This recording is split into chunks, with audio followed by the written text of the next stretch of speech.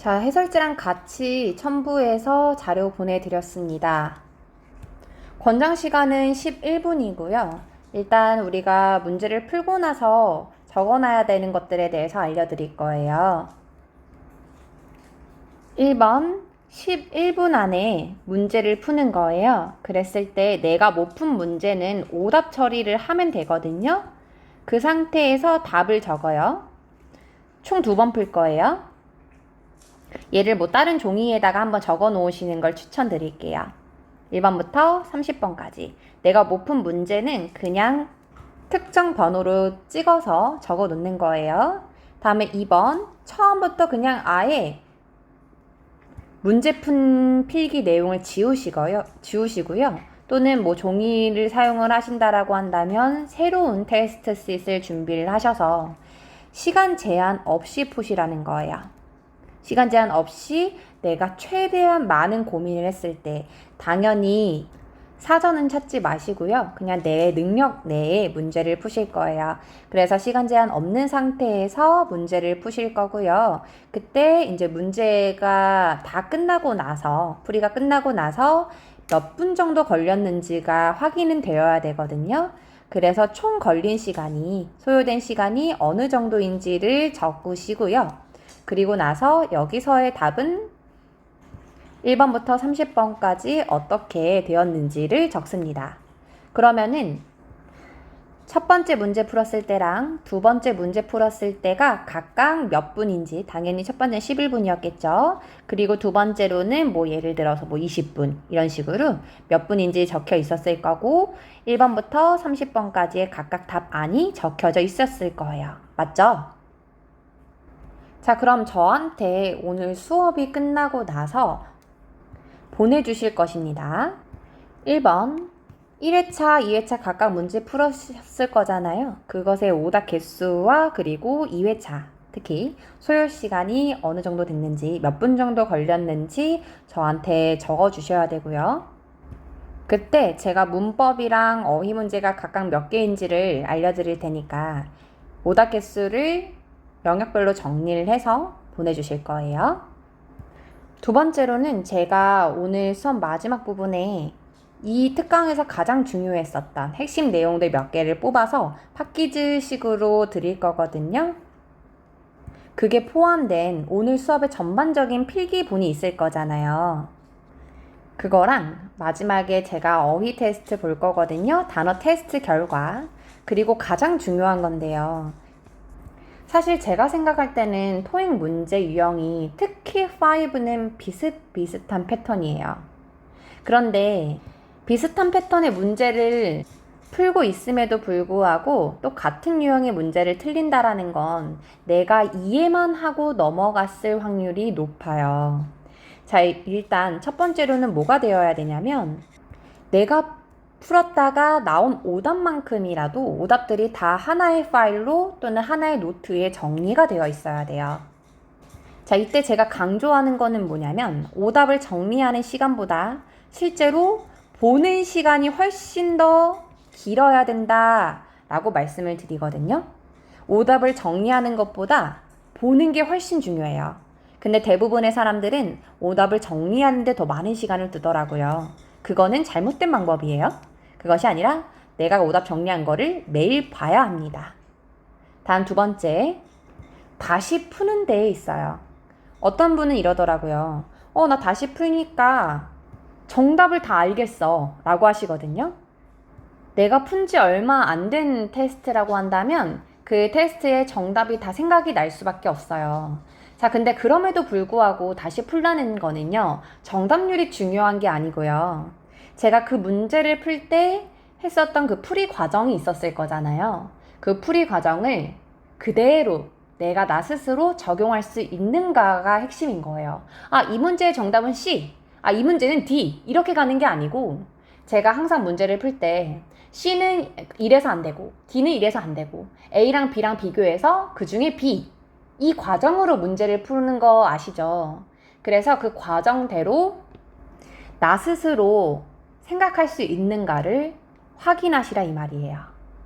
그럼 결국 제가 마지막으로 강조하고 싶은 거는 뭐냐면 이 문제를 다시 푸셔야 된다라는 거예요. 아이러니하게도 그냥 내가 해설에 대한 내용만 이해를 하고 넘어가다 보면은 이 문제를 다시 풀었을 때 틀리는 문제들이 분명히 있어요. 특히 이 문제를 푸는 간격이 조금만 더 길어지면은 예를 들어서 실제로 뭐 한 달에 한 번, 이건 정말 말도 안 되는 거고요. 최소 일주일에 한 번은 봐야 하거든요. 근데 일주일에 한 번 정도 봤을 때도 다시 보니까 새로운 문제처럼 느껴지는 문제가 많을 거예요. 내가 지금까지 푼 문제가 많으면 많을수록요. 그래서 결국에는 제가 이 문제풀이를 하고 나서 오답노트를 정리하는 과정에서 저는 정리하는 과정에 대한 중요성은 좀 덜하다라고 생각하는 편이거든요. 보는 게 훨씬 더 중요하잖아요. 근데 저는 시간이 늘 부족한 사람이었기 때문에 필기가 되어 있는 것 또는 해설지 이런 것들을 다 그냥 캡처해서 보는 데에 시간을 가장 많이 할애를 했어요. 거의 얘를 모으는 데는 시간을 쏟지 않았다는 부분을 잘 유념해서 기억해 주시면 좋을 것 같고요. 결국에는 어느 순간 느껴져야 되거든요. 아, 얘가 문제 패턴이 다 비슷비슷하네 라는 게 나 스스로 느껴져야 돼요. 그래서 비슷한 패턴의 문제들을 묻고 아, 이게 다 이런 식으로 나오는구나, 이런 것들이 정리가 되어야 된다는 거예요. 그래서 아, 이 패턴의 문제는 이제 나는 익숙하네 하면 그 패턴은 그냥 삭제하시고, 이런 식으로 내 오답 노트를 좀 간소화시키는 과정도 필요해요. 많은 문제를 풀수록 그 문제들이 쌓이면 비슷한 패턴의 문제는 지우고, 그 중에서 중요한 문제는 내가 기억이 나지 않는 문제 순서대로 하나씩 하나씩 지워 나가야 된다는 거예요. 잘 아시겠지만 내가 10시간을 공부를 하는 것보다 그 10시간을 어떻게 보내느냐가 제일 중요한 거거든요. 제가 말씀드렸었던 파트별 정리 방법, 그리고 접근 방법, 이것을 본인 것으로 만드는 게 가장 중요합니다. 자, 그러면 저는 문제를 푸시고 채점을 하셨다라는 전제하에 5초 뒤에 각각 문제 중에서 어휘 문제랑 문법 문제가 무엇인지를 알려드릴 겁니다. 동영상 멈추시고 문제풀이 채점 후에 이 기록 저한테 보내주실 거 있죠? 요것들 정리하시고 나서 동영상을 재생 버튼 눌러주세요.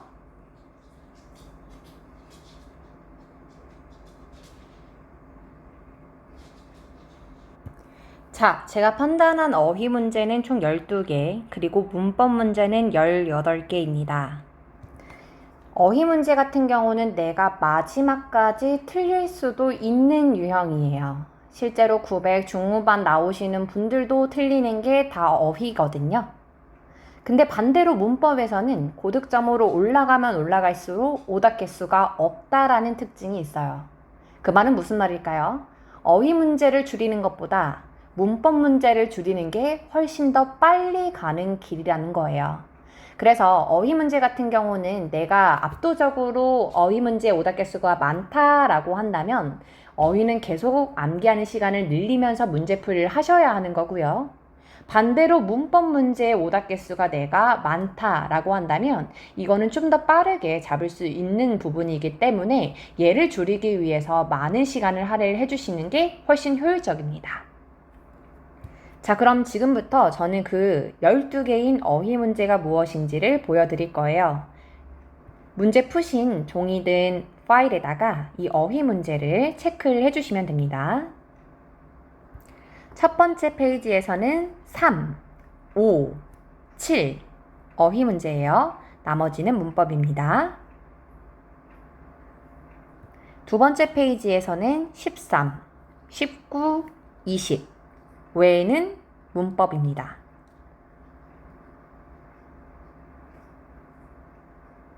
마지막 장에 어휘 문제가 많았어요. 22죠. 122, 23 그리고 126번부터 129번까지입니다.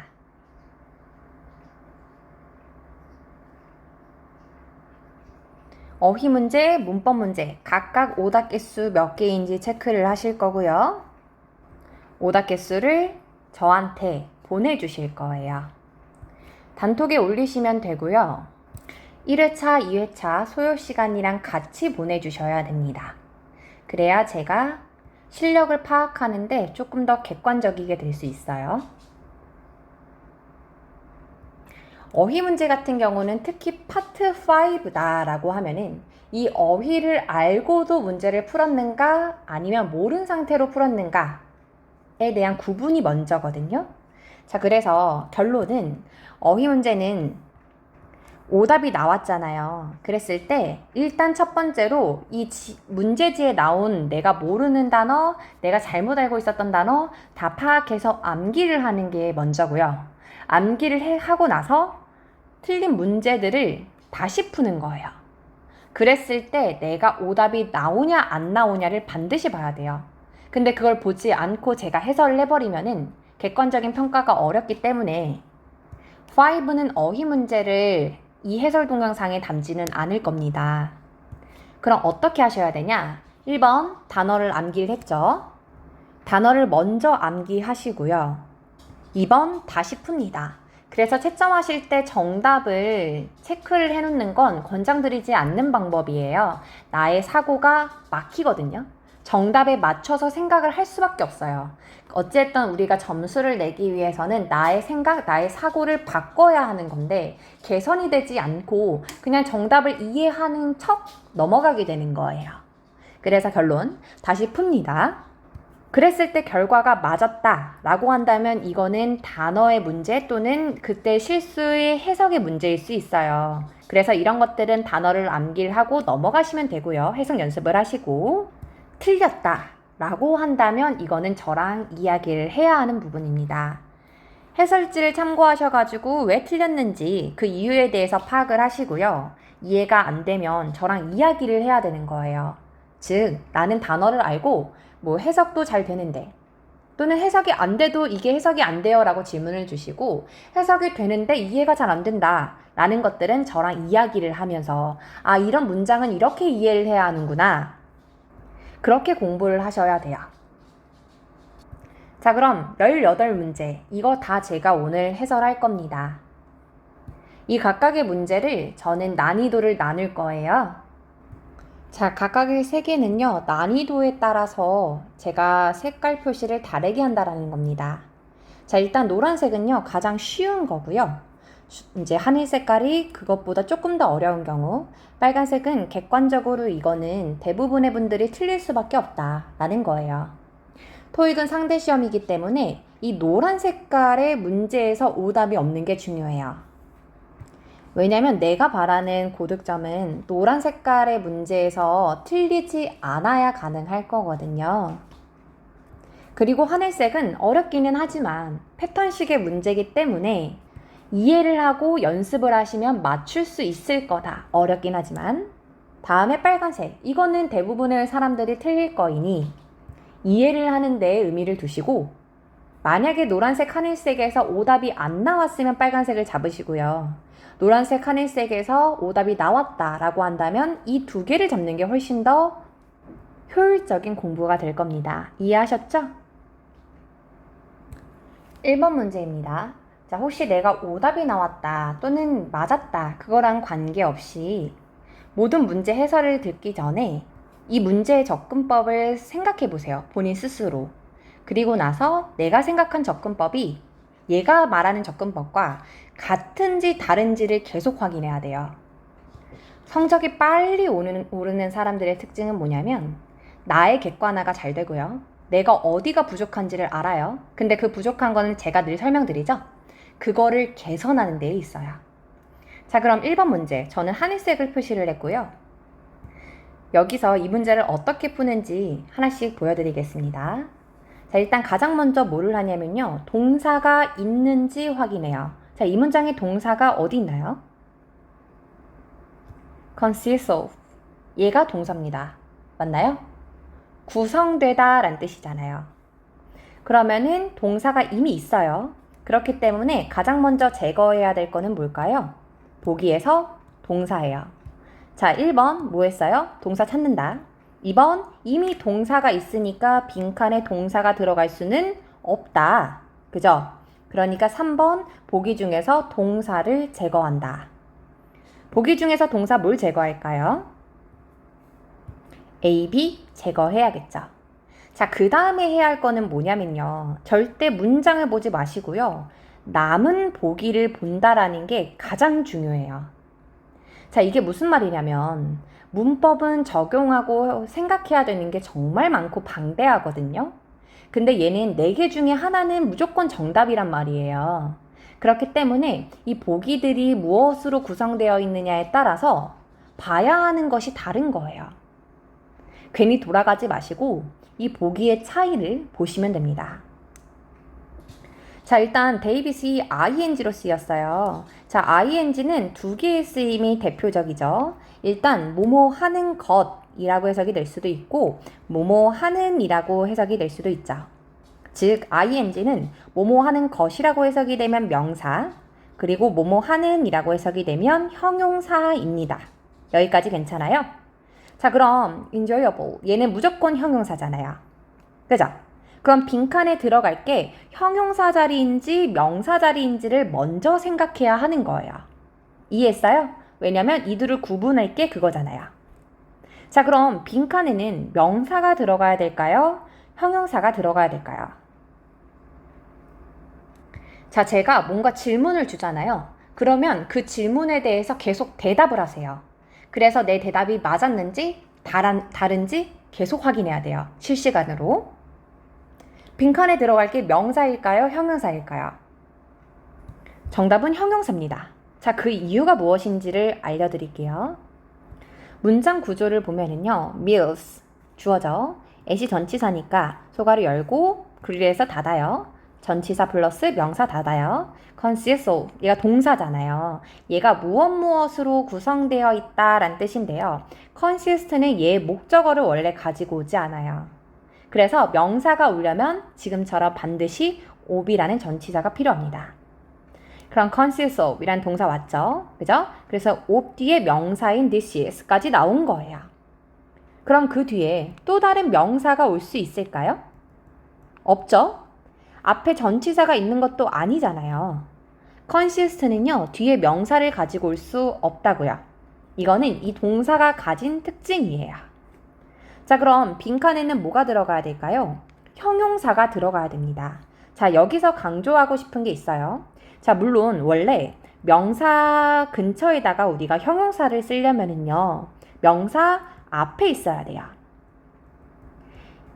이게 법이에요. 문법. 자, 근데 지금은 다르죠.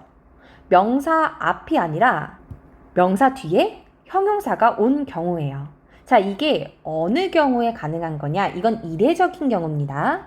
자, 지금 문장들을 봤더니 for 명사, of 명사 이런 식으로 전치사 플러스 명사 이런 것들이 쭉 있죠? 이런 경우에는 형용사가 명사 뒤에서 쓸 수 있다라는 거예요. 이해하고 계세요? 자, 그러면 형용사로 쓰였어야 된 거죠. 맞죠? 그러니까 ing가 명사로 쓰였을 가능성은 제거해 주셔야 되는 거예요. 여기까지 괜찮아요? 자, 그럼 결론. 빈칸에는 형용사가 들어가야 되는 자리입니다. 맞죠? 그러면 형용사로 쓰일 수 있는 C, D 모두 가능성이 있는 거예요. 자, 근데 이거는 그냥 제 팁이거든요. 근데 이 팁을 가져가시는 게 중요해요. 제가 모든 모의고사 그리고 시험 문제를 분석해 본 결과 빈칸이 형용사 자리일 때 있잖아요. 이때 ing나 pp도 형용사가 될 수 있는데 하나는 able 이런 일반 형용사고요. 하나는 뭐뭐 하는 ing or ed가 있는 경우예요. 이때는 몇 퍼센트의 확률인 것 같냐면 거의 98%? 100문제 중에 98개의 문제는 다 맞출 수 있는 방법은 뭐냐면 이때는 일반 형용사가 정답이에요. 이해했어요? 자, 근데 이런 경우에요. ing랑 pp가 각각의 보기에 2개 다 주어진 경우 있죠. 이럴 때는 이 둘 중에 하나가 정답이 될 확률이 98%다. 자, 이거는 기억을 하시는 게 좋을 것 같아요. 제가 이런 식으로 90% 이상의 확률에 대해서 말씀을 드리면은요, 무조건 암기하시고 적용하세요. 틀릴 문제가 적다라는 거잖아요. 자, 그럼 이거는 스킬적인 부분이고 결론. 결국 이 문제의 정답도 able, C가 정답이거든요. 걔가 왜 정답이 되는지에 대해서 알려드릴게요. 자, ing는 뭐뭐 하는 이란 뜻이에요. 뭐뭐 하는. 정말 능동이거든요. 뭐가 하는 거여야 돼요. 앞에 있는 명사가 무엇이죠? dishes. 뜻이 뭐예요? 음식이잖아요. 요리. 자, 요리가 즐길 수 있나요? 말이 안 되죠? 요리라는 거는 즐길 만한 거지, 요리가 무엇을 즐길 수는 없어요. 그러니까 ing와 able의 차이는 뭐냐면요. ing는 진짜 그가 즐겨야 하는 거예요. 이해했습니까? 정답은 C. 자, 제가 해설하는 내용에서 이해가 안 되는 부분이 있으면 바로 멈추시고 질문 주세요. 자, 퀵 해설 들어가 보겠습니다. 일단 가장 먼저 동사를 찾고, 동사가 있으니까 보기 중에서 동사 제거하고, 그 다음에 둘의 차이를 보는 거죠. 자, 그럼 명사인지 형용사인지 들어갈 자리를 구분을 하셨어야 됐습니다.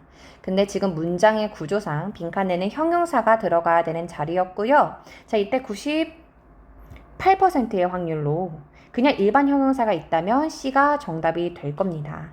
자, 근데 이렇게 넘어가는 것이 아니라 진짜 해설은요. 음식이라는 것이 무엇을 즐길 수는 없죠.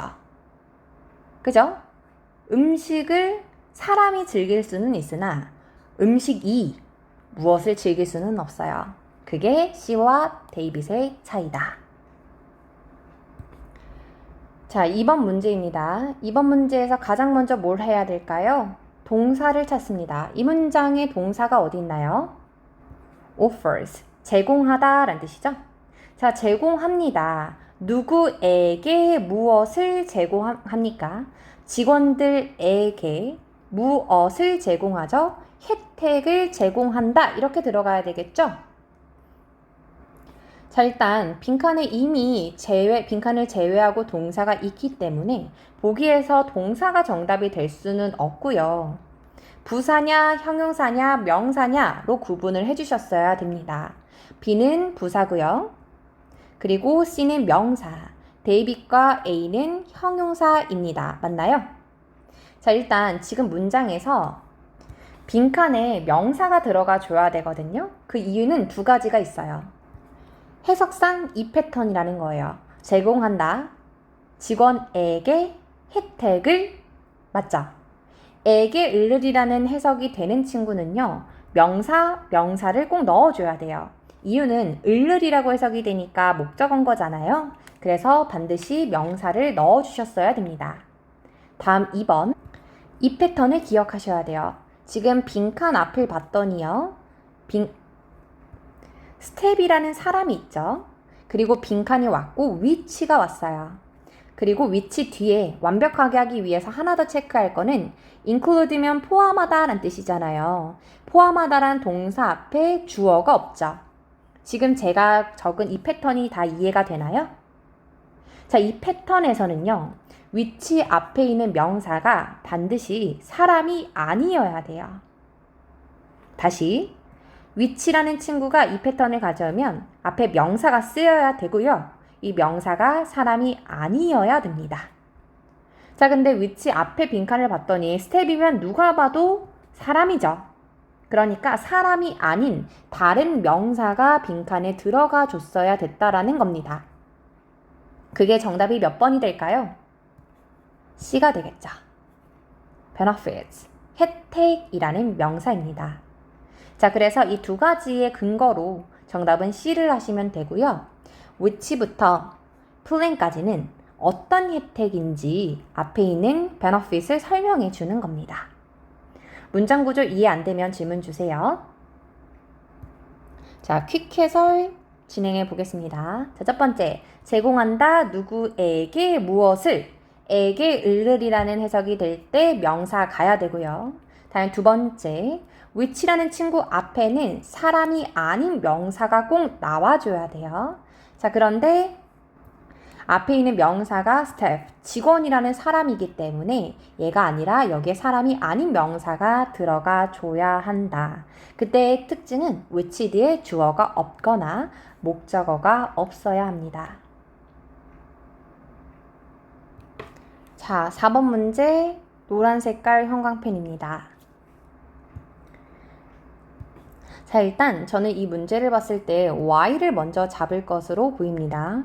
자, y이라는 친구는 우리가 알고 있는 접속사예요.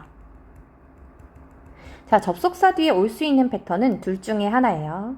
첫 번째로는 ing 또는 pp가 오거나, 두 번째로는 주어 동사가 오거나.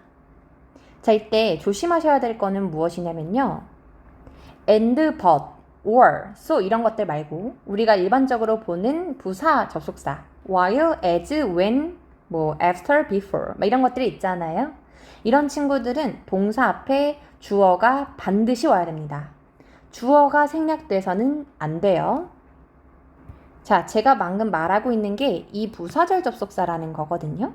예를 들면 when, as, after, since, by the time 이런 것들 있죠. unless, if 이거 자료 필요하면 얘기해 주시고요. 이 친구들은 둘 중에 하나예요. 어떻게 나와야 된다고요? ing, pp가 나오거나 아니면 동사가 올 거면 반드시 주어가 와야 된다. 예를 들면 when이라는 친구 뒤에 he라도 꼭 쓰여 있어야 되는 거예요. 갑자기 was만 나올 수는 없어요. 이해하시고 계시죠? 자, 그럼 본론으로 돌아가서 빈칸 뒤에 어떻게 나왔는지를 봤는데요. 그들의 차를 빼오다 라고 쓰여 있는 거거든요. 그러니까 빼왔다. 얘가 동사고요. Their cars, 그들의 차를 이 목적어가 되는 거예요. 이해했죠? 빼왔다, 그들의 차를. 그럼 빈칸은 무슨 자리예요? 주어 자리가 되는 겁니다. 자, 그럼 빈칸 보기 중에서 주어가 가능한 게 뭘까요? B를 제외하고 A, C, D입니다. B는 attends, 참석하다 라는 동사지만 A는 참석하는 것, C는 안내원, 다음에 데이빗은 참석이라는 명사예요. 자, 그럼 이제는 뭘 하셔야 돼요? 해석하셔야겠죠? 그들의 차를 빼오는 건 사람이 빼오는 겁니다. 맞나요? 정답은 C. 단어를 몰랐으면 어려웠을 것 같아요. 자, 단어를 아신다라는 전제하에 이 문제의 패턴형은 쉬운 편입니다. 물론 단어를 모르면 어려워요. 단어는 기본적으로 계속 쌓아가셔야 될 것 같아요. 자, 문제를 푸는 접근 방법 다시 한번 정리합니다. while이라는 접속사가 나왔어요. 이 뒤에는 ing, pp가 나오거나 또는 주어 동사가 반드시 나와야 된다. 근데 지금 동사, 목적어가 나왔으니까 빈칸은 주어 자리예요. 주어 자리가 아닌, 그러니까 주어가 아닌 B를 가장 먼저 제거하고 A, C, D는 다 명사가 가능합니다. 그래서 해석을 했죠. 그들의 자동차를 빼는 거는 사람이 빼어야 된다라는 겁니다. 그래서 사람은 기본적으로 셀 수 있잖아요. 정답은 C. 자, 106번은 노란 색깔에다가 빨간 색깔 별표를 쳤습니다. 정말 쉬운 패턴의 문제였다라는 거예요. 자, 이 문제를 틀렸으면은 저한테 얘기해 주세요. 저 오늘 잠 못 자니까요. 자, 그럼 이 문제 해설 들어갈게요. 어가 왔고요. manner이라는 명사가 왔어요. 어랑 명사 사이에 들어갈 거는 뭘까요? 빈칸의 정답은요? 형용사겠죠. 보기 중에 형용사는요? A. 자, 나머지 품사 보겠습니다. 나머지 품사가 무엇인지 스스로 생각해 보시고 그게 맞는지 확인하는 과정이어야 돼요. 자, B는 명사, C는 부사, 그리고 데이빗은 cooperates. 데이빗, 얘는 뭐가 되겠습니까? 동사가 됩니다. 그죠? B 협력, C는 협동적으로, 데이빗은 협력하다. 괜찮습니까? 넘어갈게요. 108번 문제. 자, 이런 문제는 실제로 많은 분들이 틀릴 수 있습니다. 근데 오히려 해석으로 갔으면 조금 더 쉽게 느껴 하셨을 수도 있어요. 자, 일단 이 문제를 보기 위해서 우리가 알았어야 됐던 거는 무엇이냐면요. because라는 친구를 기준으로는 또 다른 주어 동사가 나와야 됩니다. 맞죠? 근데 there gu문이 나왔다라는 거예요. there 비동사가 나오면 그 뒤에는 명사가 나와야 됩니다. 이게 결론이에요. 자, there 비동사는 무엇이 있습니다. 이렇게 해석을 하고요. 그게 무엇이 있는지, 즉 주어가 비동사 뒤에 나오기 때문입니다. 자, 책 한 권이 있습니다. 이런 것처럼요. 그럼 빈칸은 무슨 자리예요? 명사 자리예요. 그렇기 때문에 보기 중에서 명사가 아닌 A와 C는 제거합니다. 얘는 부사겠죠?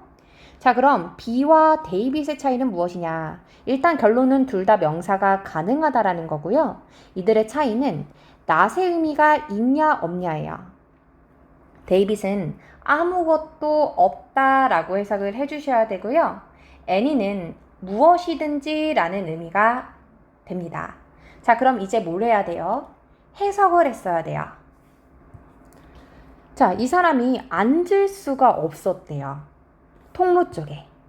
왜 앉을 수 없었을까요? 자리가 없었기 때문에 앉을 수 없었겠죠.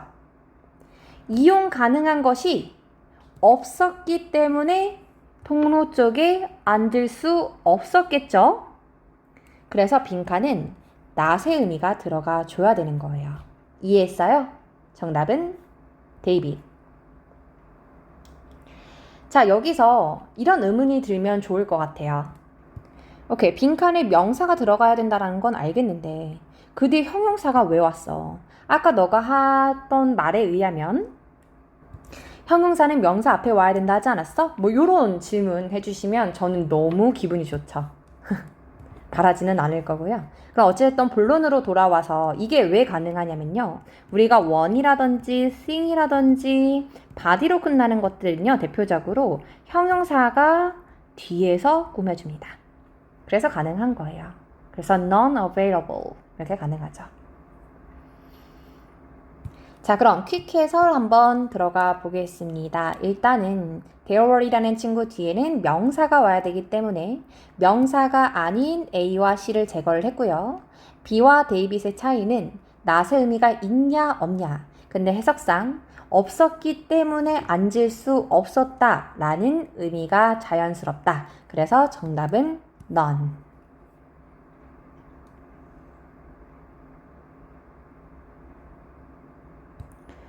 9번 문제 해설 진행해 보겠습니다. 자, 9번 문제는 일단 보기를 보자마자 제가 뭘 체크를 했을 것 같냐면요. A, B, C는 전치사였다라는 거예요. 근데 데이빗은 접속사죠. 그럼 가장 먼저 뭘 했을까요? 빈칸 뒤에 주어 동사가 왔는지를 확인합니다. 자, 빈칸 뒤를 봤을 때 주어 동사가 왔나요? 아니죠. 그냥 명사만 왔잖아요. 명사만 왔고 with 명사. 그죠? 그러면은 가장 먼저 뭐를 제거했어야 돼요? 데이빗을 제거하고 A, B, C 중에서 골랐어야 되는 거예요. 이해했습니까? 자, 각각 뜻 알고 계신가요? responsible for, 무엇에 책임이 있는, dependent on, 무엇에 달려있는, opposed to, 무엇과 정반대로 라는 뜻입니다. 자, 그래서 남은 부분은 해석이 중요했을 것 같다라고 느껴지는데요. 자, 해석해 보겠습니다. 재정이사의 자리에 대해서 그 HC가 수용할지 아닐지, 수용은 그의 만족에 빈칸한다. 무엇의 만족이에요? 급여 제한에 대한 그의 만족에 빈칸한다. 자, 이제는 언어 문제가 되는 겁니다.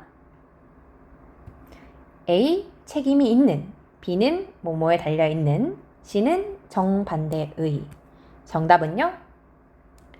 B입니다. 자, 이 말을 다시 한번 적어 볼게요. 재정 또는 재무이사직을 그 직책을 받을지 안 받을지, 수용은 만족감에 달려있다 이거예요. 돈을 주는 거예요. 급여를 제한했을 때 그게 만족감이 들면은 수용을 할 거고, 만족스럽지 않다라고 하면은 수용하지 않겠다 이 말이죠. 멋있네요. 그죠? 자, 이 문제의 접근 방법을 정리를 해보면은 보기를 가장 먼저 봤을 때 전치사와 접속사가 구분이 되었어야 됐고요. 그것은 보통 뒷부분을 보면은 내가 아는 접속사와 전치사가 구분이 되는 경우가 많아요. ABC는 전치사, 데이빗은 접속사였습니다. 그래서 빈칸 뒤에 주어 동사가 왔는지 확인하고 주어 동사가 나왔으면 너무 땡큐잖아요. 데이빗하고 넘어가고.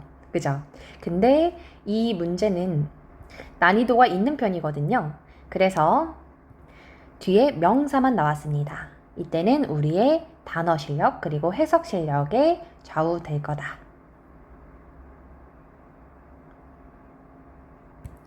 자, 10번 문제입니다. 10번 문제도 객관적으로 어려웠고요. 다만 패턴식의 문제이기 때문에 다음에는 맞추실 수 있으면 좋겠습니다. 혹여나 맞췄다고 하더라도 접근법이 같았는지 달랐는지 확인할 수 있는 문제입니다. 자, 일단 저는 보기를 봤을 때 이 C 데이빗이랑 A, B를 비교하는 게 먼저입니다. C 데이빗은 WH가 맞고 A, B는 아니죠. WH에 뭐 대시라든지 이런 것들은 같이 포함이 되는 겁니다. 자, 그럼 본론. 저는 이 둘을 구분하기 위해서 가장 먼저 동사가 몇 개 왔는지를 확인합니다. 자, 빈칸의 기준으로 동사가 총 몇 개 나왔나요? 동사를 체크해 보세요. 동사는 총 2개였네요. are, caused. 그죠? 동사가 총 2개이기 때문에 뭐를 제거해요? A, B 제거. 자, 그럼 C와 데이빗의 차이는 물론 뜻도 있죠. 근데 저는 문법식으로 접근을 하는 걸 보완해 드려야 되니까. 자, 이들의 차이는 저는 뭐라고 보냐면요. 완전 불완전이라고 봅니다. 자, 이 말이 무슨 말이냐. what이라는 친구는 뒤에 문장에서 예를 들어서 주어 동사 목적어가 온다라는 전제 하에 주어가 없거나 반드시 목적어가 없습니다. 물론 뒤에 주어 동사 목적어를 가지고 오는 경우도 있거든요. what이 쓰임이 워낙 많아서. 근데 그거는 그 문제가 나왔을 때 제가 설명을 드리고요. 오늘 이 문제에서는 주어랑 목적어가 없을 때 둘 중에 하나가 없을 때 온다라고 생각하시면 됩니다. 이때 얘의 특징은 무엇 또는 것이라고 해석된다라는 특징이 있어요. 자, 다음 두 번째. 반대로 y라는 거는 어떤 경우냐면요. 뒤에 주어, 동사, 목적어 반드시 완전한 절을 가지고 와야 됩니다. 자, 이 부분에 대해서 내가 알고 있었는지 없었는지를 생각해요. 내가 알고 있었다 라고 한다면요. 오답이 나왔다라는 전제하에 내가 왜 오답이 나왔는지를 계속 분석을 해야 되는 거고요. 다음 두 번째, 내가 이 부분을 몰랐다라고 한다면 제가 지금 정리하는 걸 반드시 암기하셔야겠죠. 이렇게 내가 틀린 문제가 왜 오답이 나왔는지를 분석을 하고 그거에 맞춰서 공부를 하시는 게 효율적인 방법인 거고요. 그래야 점수가 빨리 나옵니다. 자, 이 친구입니다. 뒤에 주어, 동사, 목적어가 나온다라는 전제하에 주어랑 목적어 없이 오지 않고 다 예쁘게 오는 절을 가져오는 친구. 반대로 주어가 없거나 또는 목적어가 없어야 하는 친구입니다. 자, 이 친구를 잠깐 동영상을 멈추실 거고요. 얘가 완벽하게 암기가 되면은 돌아와 주세요.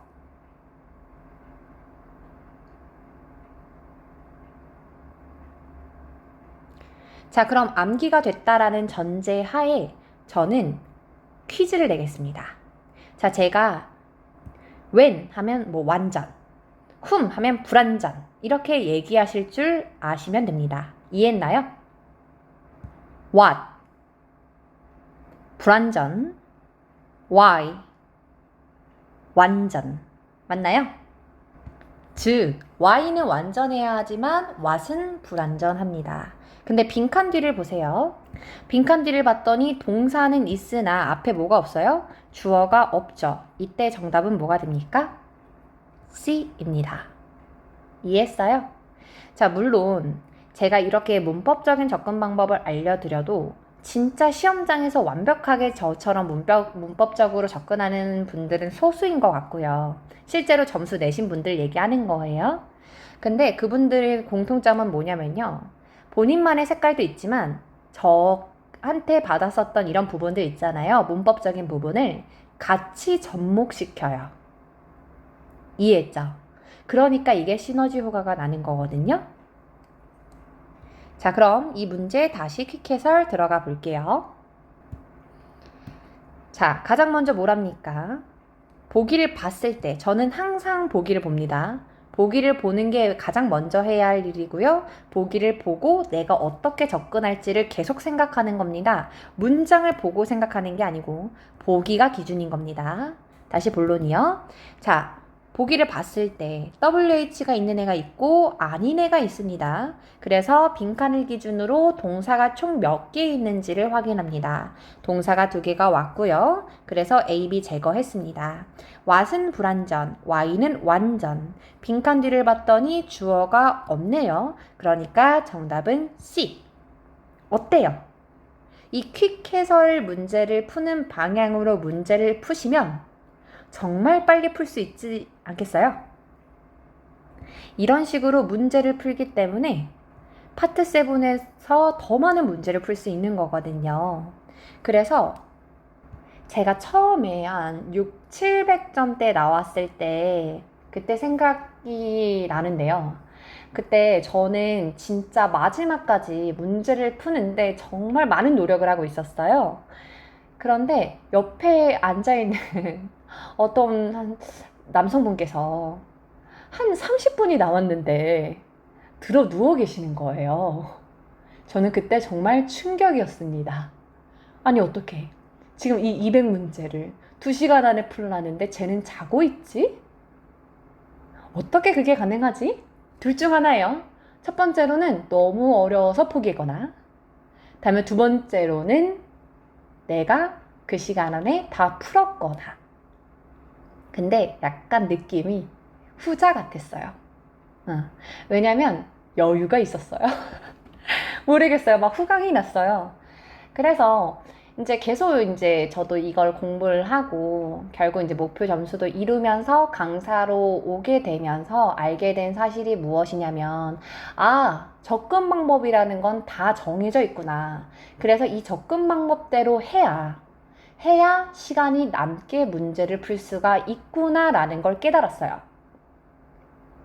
그걸 깨닫고 저는 전달을 드리는 과정인 거죠.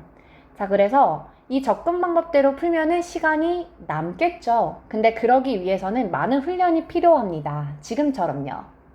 자, 근데 이렇게 제가 푸는 방법대로 풀지 못하는 분이 대부분이에요. 그래서 뭔가 시간 안에 다 풀겠다라는 압박감이 있어야 하지만 그것 때문에 다 찍는 식으로 문제를 풀어서는 안 될 거고요. 점수가 나오는 그날까지 제가 드렸었던 접근 방법을 계속 본인 걸로 만들고 마지막까지 내가 문제가 무엇인지를 파악을 하다 보면은요, 갑자기 점수가 나옵니다. 점수 낸 많은 분들이 있잖아요. 저랑 수업을 하시는 분들이요. 점수가 안 나오는 경우는 없고요. 점수가 나오는 기간의 차이거든요. 근데 이분들의 공통점은 다 이거예요. 저 이번 시험 900 넘었어요. 확신합니다. 이런 사람은 없어요. 다 망했대요. 내 목표 점수는 900인데 바로 직전 시험은 막 6, 700이래요. 실제 그래요. 막 810 막 이런 거예요. 그러니까 이 시험 점수를 단 기간인 2주 만에 내가 이거 낼 수 있겠어? 포기해야 되지 않겠어? 막 저한테 얘기를 해요. 얘기해주면 너무 다행이에요. 얘기를 해서 제가 현실을 설명해드리죠. 점수 내신 분들이요, 다 확신 없어요. 이번 시험에서 잘 봤다라는 확신이 없습니다. 그런데 나오더라고요. 그래서 절대 포기하지 마시고요. 마지막까지 내가 부족한 점을 보완하다 보면은 분명히 나옵니다. 자, 1부는 이렇게 마치고요. 2부에서 만나 뵐 거예요. 2부에 들어오시기 전에 방금 저랑 같이 풀었던 문제 있죠. 그 문제를 저랑 접근했었던 방법대로 그대로 접근하는 것을 연습해 볼 겸 풀어보세요. 풀어보셨을 때 얘는 이래서 안 되고 얘는 이래서 정답이고 이거 하시라는 거예요. 그게 제일 중요합니다.